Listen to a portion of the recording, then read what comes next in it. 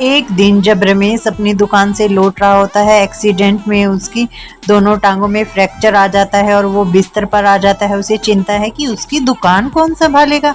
अरे जीजा जी, पहले अपनी हेल्थ की चिंता करें, दुकान का क्या है, वो तो चलती ही रहेगी।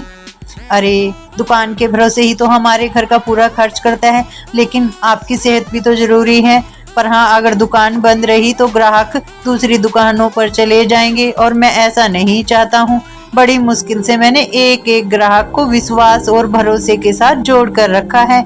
मैं उन्हें इतना अच्छा आटा देता हूँ कि जो एक बार मेरी दुकान पर आ जाता है वो कभी दूसरी दुकान से आटा खरीदता ही नहीं। क्यों? अरे भाई रमेश, ऐसा क्या जादू है तुम्हारे आटे में? रमेश कहता है कि बस ये तो आप लोगों का ही प्यार है और मेरी थोड़ी मेहनत भी। बहू, तुम्हारी अभी नई नई शादी हुई है।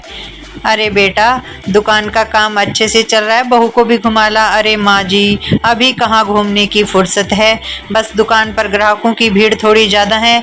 अरे आप हमेशा खुद ही क्यों सारा काम करवाते हैं? आपके पास इतने नौकर हैं, नौकरों के भरोसे भी तो छोड़ सकते हैं। अरे नहीं नहीं, नौकर अच्छे से गेहूँ को साफ नहीं करते। जब तक मैं सामने खड़े होकर निगरानी नहीं करता तो मुझे तो तसल्ली नहीं होती। और वैसे भी एक ग्राहक को जोड़ कर रखना बड़ा मुश्किल काम है और मेरी दुकान पर तो इतने अच्छे अच्छे ग्राहक आते हैं। हाँ बेटा, अपना काम पूरी ईमानदारी से करना, क्योंकि पैसा तो सभी कमा लेते हैं, लेकिन भरोसा और ईमानदारी कमाना हर किसी के बस की बात नहीं है।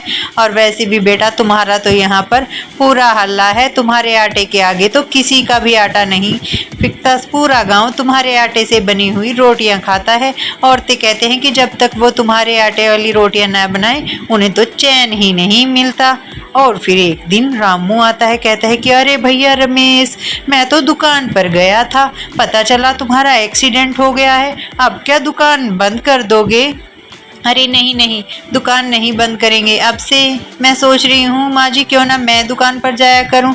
अरे हाँ भाभी जी, आप बैठ जाया करें, वैसे भी नौकरों को ही तो काम करना है।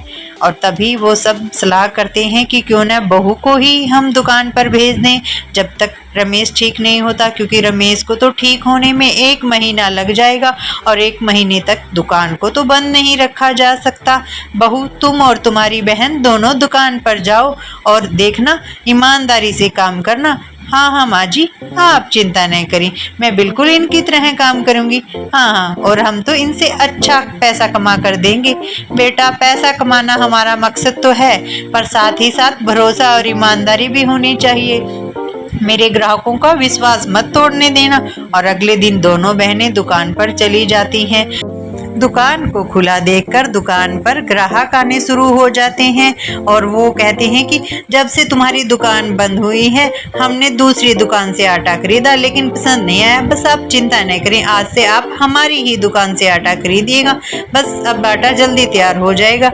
अरे न जाने तुम्हारा पति रमेश कहाँ से इतनी अच्छी गेहूँ लाता है, इतनी स्वादिष्ट रोटियां बनती हैं कि किसी और दुकान से तो आटा खरीदने का कभी मन ही नहीं हुआ। और कहती है कि हाँ हाँ, आप चिंता नहीं करें, बस अभी आटा बन ही रहा है, हम आपको जल्दी जल्दी आटा उपलब्ध करा देंगे, फिर आप यहीं से खरीद लेना। आज काम शुरू हो चुका है, लेकिन आज नौकर नहीं आया, इसलिए थोड़ा आटा तोलने में दिक्कत हो रही है। फिर वो दोनों बहनें शाम के समय अपने नौकर के घर पर जाती हैं और कहती हैं कि डब्बू, अब से तुम हर रोज दुकान पर आओगे। अरे दीदी, दुकान पर तो गेहूं खत्म होने वाली है और हमें जल्दी से जल्दी गेहूं लानी चाहिए। हाँ चलो, हमें बताओ कि तुम्हारे भैया कहाँ से गेहूं लेकर आते थे? अरे भैया तो बाजार में सबसे अच्छे महंगे वाली गेहूं लाते थे। अरे इतनी महंगी गेहूं लाने की क्या जरूरत थी? तो वो दोनों बहनें नौकर के साथ गेहूं खरीदने जाती हैं और व्यापारी से गेहूं के रेट पूछती हैं। व्यापारी एक गेहूं का बहुत महंगा रेट बताता है। अरे इतनी महंगी गेहूं? रमेश भैया हमेशा महंगी गेहूं ही खरीदते हैं, उन्होंने कभी गेहूं में कोई कॉम्प्रोमाइज नहीं किया। अरे दीदी, इससे क्या मुनाफा होगा? हाँ, मुनाफा तो हम कुछ भी नहीं कमाएंगे, सस्ती गेहूं से भी तो सेम ही आटा बनेगा, क्यों न हम सस्ती गेहूं खरीद लें और उसी दाम पर बेचें जिस दाम पर जीजा जी बेचते हैं, हम तो उनसे दोगुनी कमाई कर लेंगे। हाँ, तुम कह तो सही रही हो, चलो ये सस्ती गेहूं ही खरीद लेते हैं और उसी महंगे दाम में बेचेंगे। और फिर वो दोनों बहनें सस्ती गेहूं खरीद कर ले आती हैं और अपने नौकर से कहते हैं कि देखो आटे की डिमांड ज़्यादा है तो क्यों ना हम गेहूं को अच्छे से साफ सुथरा कर ले जैसे रमेश भैया कराते थे। अरे नहीं नहीं, इतना टाइम नहीं है हमारे पास, ऐसा करो ऐसे ही इस गेहूं को पीस दो।